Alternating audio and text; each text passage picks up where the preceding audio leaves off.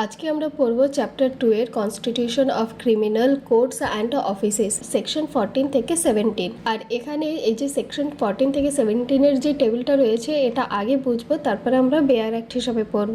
Section 14 এ বলছে executive magistrate মানে EM, একে অ্যাপয়েন্ট কে করছে?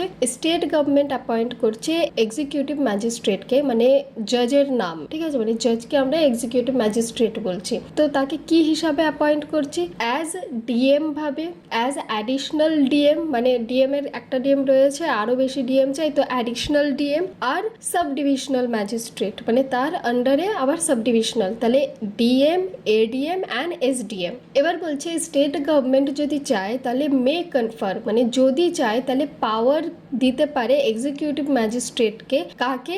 যে হবে কমিশনার অফ পুলিশ। তাহলে কমিশনার অফ পুলিশকে যদি স্টেট গভর্নমেন্ট চায় তাহলে ওকে অ্যাজ আ এক্সিকিউটিভ ম্যাজিস্ট্রেটও কিন্তু বানাতে পারে। সেকশন 15 বলছে স্পেশাল এক্সিকিউটিভ ম্যাজিস্ট্রেট মানে এসইএম, সে থাকবে। স্টেট গভর্নমেন্ট যদি চায় তাহলে অ্যাপয়েন্ট করতে পারে এক্সিকিউটিভ ম্যাজিস্ট্রেটকে বা পুলিশ অফিসারকে not below the rank of SP, মানে স্পেশাল এক্সিকিউটিভ ম্যাজিস্ট্রেটকে তাদেরকেও বানাতে পারবে যারা পুলিশ অফিসারের র্যাঙ্কে রয়েছে, এসপির থেকে নিচের র্যাঙ্কে উপর অবধি যারা রয়েছে তাদেরকে বানাতে পারবে। লোকাল জুরিসডিকশনে এবার কি থাকছে? সেকশন 16 থাকছে ডিফাইন্ড বাই ডিস্ট্রিক্ট ম্যাজিস্ট্রেট, আর সেকশন 17 থাকছে ডিস্ট্রিক্ট ম্যাজিস্ট্রেটের সাবঅর্ডিনেটস, মানে এর আন্ডারে কি কি আছে। তাহলে ফার্স্টে হচ্ছে ডিএম, তারপরে হচ্ছে সাব ডিভিশনাল ম্যাজিস্ট্রেট, তারপরে এক্সিকিউটিভ ম্যাজিস্ট্রেট। আর এদের যে কাজ বিভাগগুলো হবে, মানে বিভিন্নভাবে যে এরা কাজগুলো ভাগ করবে, সেটা হবে district of businesses by district magistrate, মানে ডিএম ভাগ করবে। এবার বেয়ার অ্যাক্ট হিসাবে পড়ি। সেকশন 14 বলছে এক্সিকিউটিভ ম্যাজিস্ট্রেট, আর এখানে দেখো এটা দেওয়া রয়েছে সেকশন 20 অফ CrPC তে। তাহলে সেকশন যে 16, 17, 18, 19 এই চারটে যে সেকশন ছিল এটা কিন্তু এখন BNSS বইয়ে ডিলিট করে দিয়েছে, মানে BNSS বইয়ে CrPCর আগে যে 15 ছিল তারপরে ডাইরেক্ট 20-তে চলে এসেছে, মাঝের এই চারটে সেকশন ডিলিট হয়ে গেছে। ওয়ানে বলছে in every district the state government may appoint as many persons as it thinks fit to be executive magistrate and shall appoint one of them to be the district magistrate. তাহলে নির্বাহী magistrate মানে executive magistrate সংক্রান্ত বিধান উপধারা অনুযায়ী প্রত্যেক জেলায় রাজ্য সরকার প্রয়োজন অনুযায়ী একাধিক ব্যক্তিকে এক্সিকিউটিভ ম্যাজিস্ট্রেট হিসাবে নিয়োগ করতে পারে এবং তাদের মধ্যে থেকে একজনকে ডিস্ট্রিক্ট ম্যাজিস্ট্রেট মানে ডিএম হিসাবেও নিয়োগ করবে। তাহলে জেলা প্রশাসনের মাধ্যমে নির্বাহী ম্যাজিস্ট্রেট মানে ডিস্ট্রিক্ট ম্যাজিস্ট্রেট হবে। দিয়ে বলছে the state government may appoint any executive magistrate to be an additional district magistrate and such magistrate shall have such of the powers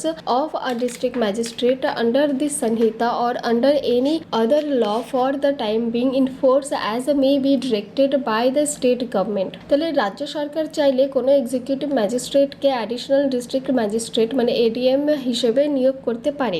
এমন ক্ষেত্রে এডিএম, BNSS বা অন্য কোনো বর্তমানে বলবৎ আইনের অধীনে রাজ্য সরকার যে ক্ষমতা নির্দেশ দেবে সেই অনুযায়ী ডিস্ট্রিক্ট ম্যাজিস্ট্রেটের কিছু বা সমস্ত ক্ষমতা প্রয়োগ করতে পারবেন। তাহলে এডিএম এর ক্ষমতা রাজ্য সরকার নির্ধারণ করে। তিনি বলছে whenever in consequence of the office of a district magistrate becoming vacant any officer succeeds temporarily to the executive administrations of the district such officers shall pending the orders of the state government exercise all the powers and perform all the duties respectively conferred and imposed by the Sanhita on the district magistrate। তাহলে যদি কোনো কারণে district ম্যাজিস্ট্রেটের পদ শূন্য vacant হয়ে যায় এবং কোনো কর্মকর্তা সাময়িকভাবে জেলার নির্বাহী প্রশাসনের দায়িত্ব গ্রহণ করে, তাহলে রাজ্য সরকারের চূড়ান্ত আদেশ না আসা পর্যন্ত ওই কর্মকর্তা ডিস্ট্রিক্ট ম্যাজিস্ট্রেটের সমস্ত ক্ষমতা প্রয়োগ করবেন এবং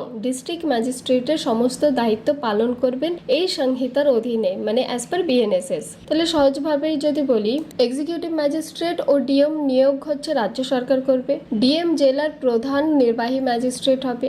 এডিএম থেকে ডিএম এর নির্ধারিত ক্ষমতা প্রয়োগ করেন এবং ডিএম পদে শূন্য হলে সাময়িক প্রশাসনিক প্রধানও ডিএম এর ক্ষমতা ভোগ করেন। 4 বলছে the state government may place an executive magistrate in charge of a sub divisions and may relieve him of the charge as occasions requires and the magistrate so placed in charge of a subdivisions shall be called the subdivisional magistrate। তাহলে subdivisional magistrate magistrate মানে SDM নিয়োগ রাজ্য সরকার কিভাবে করবে? কোনো executive ম্যাজিস্ট্রেটকে একটি উপবিভাগের মানে sub ডিভিশনের দায়িত্ব নিয়োগ করতে পারে এবং প্রয়োজন হলে তাকে সেই দায়িত্ব থেকে অব্যাহিত মানে রিলিফও দিতেও পারে।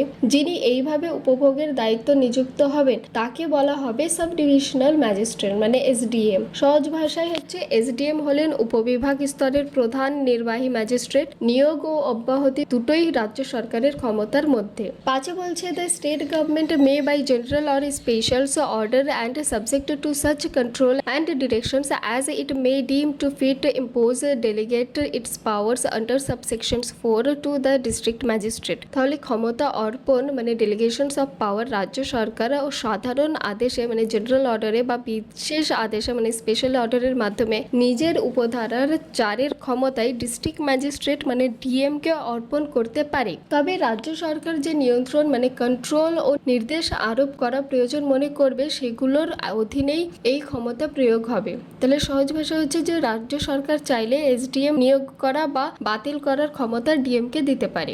6 বলছে nothing in this section shall preclude the state government for conferring under any law for the time being in force on a commissioner of police all or any of the powers of an executive magistrate. তাহলে commissioner of পুলিশের ক্ষমতা এই ধারার কোনো কিছুই রাজ্য সরকারকে অন্য কোনো বর্তমানে বলবৎ আইনের অধীনে কমিশনার অফ পুলিশকে এক্সিকিউটিভ ম্যাজিস্ট্রেটের সমস্ত বা কিছু ক্ষমতা দেওয়া থেকে বাধা দেবেন না। সহজ ভাষায় পুলিশ কমিশনার ব্যবস্থার থাকলে রাজ্য সরকার চাইলে কমিশনার অফ পুলিশকে এক্সিকিউটিভ ম্যাজিস্ট্রেটের ক্ষমতাও কিন্তু দিতে পারে।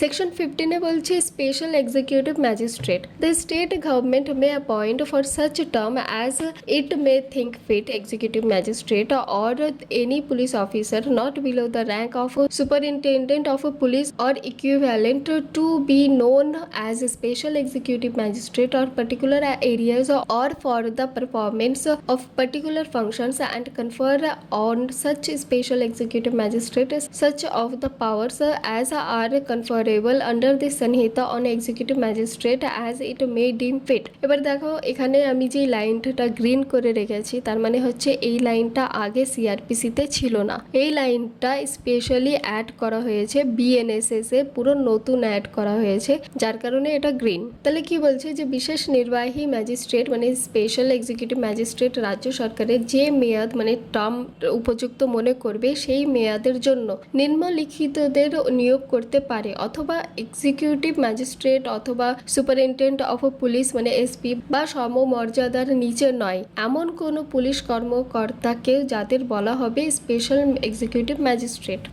তাহলে নিয়োগের উদ্দেশ্য হচ্ছে যে এই নিয়োগ করা যেতে পারে নির্দিষ্ট এলাকা পার্টিকুলার এরিয়াসের জন্য অথবা নির্দিষ্ট কাজ বা দায়িত্ব পালনের জন্য ক্ষমতা প্রদান কি করে হবে যে রাজ্য সরকার এই সংহিতার মানে বিএনএসএস অধীনে এক্সিকিউটিভ ম্যাজিস্ট্রেটদের যে ক্ষমতা দেওয়া যায় তার মধ্য থেকে যতটুকু প্রয়োজন মনে করবে ততটুকু ক্ষমতা স্পেশাল এক্সিকিউটিভ ম্যাজিস্ট্রেটকে প্রদান করতে পারে। তাহলে সহজ ভাষায় সংক্ষেপে আবার বলি, অ্যাপয়েন্টমেন্ট অথরিটি হচ্ছে state government. Who can be appointed? EM বা এসপি র্যাঙ্কের পুলিশ অফিসার। টার্ম কি থাকবে? স্টেট গভর্নমেন্টের নির্ধারিত।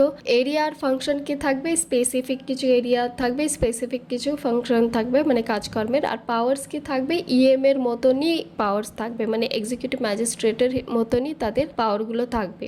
সেকশন 16 বলছে local jurisdictions of executive magistrate subject to be the control of the state government. The district magistrate may from time to time define the local limits of the areas within which the executive magistrate may exercise all or any of the powers with which they may be invested under this Sanhita। তাহলে নির্বাহী ম্যাজিস্ট্রেটদের স্থানীয় এখতিয়ার মানে জুরিসডিকশনটা কে নির্ধারণ করবে? রাজ্য সরকারের নিয়ন্ত্রণাধীনে থেকে ডিস্ট্রিক্ট ম্যাজিস্ট্রেট ডিএম সময়ে সময় নির্ধারণ করতে পারবেন কোন স্থানীয় এলাকার মধ্যে এক্সিকিউটিভ ম্যাজিস্ট্রেটরা এই সংহিতার অধীনে প্রদত্ত সমস্ত ও আংশিক ক্ষমতা প্রয়োগ করবেন। তাহলে সহজ ভাষায় বলছে যে এক্সিকিউটিভ ম্যাজিস্ট্রেট কোথায় কতটা ক্ষমতা ব্যবহার করবেন সেটা ডিএম ঠিক করবেন, তবে রাজ্য সরকারের নিয়ন্ত্রণে। ঠিক আছে, দিয়ে বলছে except as otherwise provided by such definitions the jurisdictions and powers of every such magistrate shall extend throughout the district. তাহলে যদি উপধারার 1 অধীনে ভিন্নভাবে কিছু নির্ধারণ না করা হয় তাহলে প্রত্যেক এক্সিকিউটিভ ম্যাজিস্ট্রেটের ক্ষমতা ও এখতিয়ার সমগ্র জেলা জুড়ে বিস্তৃত থাকবে। তাহলে আবার বলি সহজ ভাষায় যে লোকাল লিমিটস নির্ধারণ মানে ডিস্ট্রিক্ট ম্যাজিস্ট্রেট, কন্ট্রোল কে করবে স্টেট গভর্নমেন্ট, আর ডিফল্ট জুরিসডিকশন কি হবে এন্টায়ার ডিস্ট্রিক্ট। সেকশন 17 বলছে subordination of executive magistrate, all executive magistrate shall be subordinate to the district magistrate and every executive magistrate other than the subdivisional magistrate exercising powers in a subdivisional shall also be subordinate to the subdivisional magistrate subject to the general control of the district magistrate। নির্বাহী ম্যাজিস্ট্রেটদের অধীনে সাবঅর্ডিনেশনস ও কাজ বন্টন উপধারার 1 অধীন তার কাঠামো হচ্ছে যে সব এক্সিকিউটিভ ম্যাজিস্ট্রেট ডিস্ট্রিক্ট ম্যাজিস্ট্রেট মানে ডিএম এর অধীনস্থই থাকবেন এবং কোনো উপবিভাগে মানে সাবডিভিশনের কর্মরত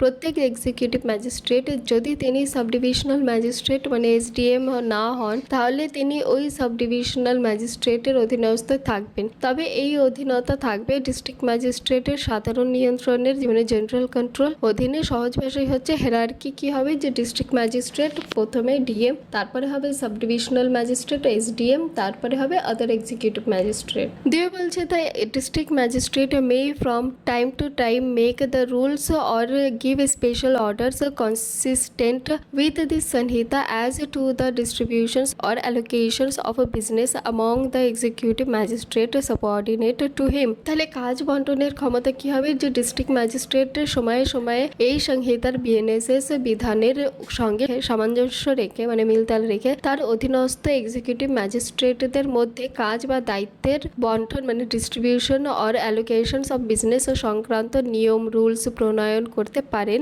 অথবা বিশেষ আদেশে স্পেশাল অর্ডারস জারি করতে পারেন। তাহলে সহজ কথা হচ্ছে যে কোনো এক্সিকিউটিভ ম্যাজিস্ট্রেট কোন কাজ করবেন ডিএম ঠিক করবেন, তবে দা বিএনএস এর বিরুদ্ধে হতে পারবে না। ঠিক আছে, আচ্ছা আমরা যে আগে সেকশনগুলো পড়লাম সেকশন 8 থেকে পুরো 13 পর্যন্ত, তো সেখানেও জাজেসদের কথা বলা হয়েছে, কিন্তু সেই জাজেসদের কাজ কি আছে, তারা হচ্ছে ক্রিমিনাল প্রসেস যেগুলো হয় সেইগুলোর দেখাশোনা করে। আর যে সেকশন 14 থেকে 17 পড়লাম এটাও কিন্তু হচ্ছে এক্সিকিউটিভ ম্যাজিস্ট্রেট, তো এগুলোও হচ্ছে জাজ, কিন্তু এরা কোন ধরনের কাজ করে, এরা হচ্ছে লোকাল যে কাজগুলো যত সব তোমাদের অ্যাডমিনিস্ট্রেটিভ কাজ, পাসপোর্ট, কারোর অ্যাকাউন্ট, এইসব ধরনের যে কাজগুলো হয় পেপার ওয়ার্কওয়ালা, তো এই কাজগুলো এক্সিকিউটিভ ম্যাজিস্ট্রেটরা করে। আর এদের এই র্যাঙ্ক হিসাবে এরা এক একটা জাজ এক এক রকম র্যাঙ্ক হিসাবে থাকে। আজকে এই পর্যন্ত।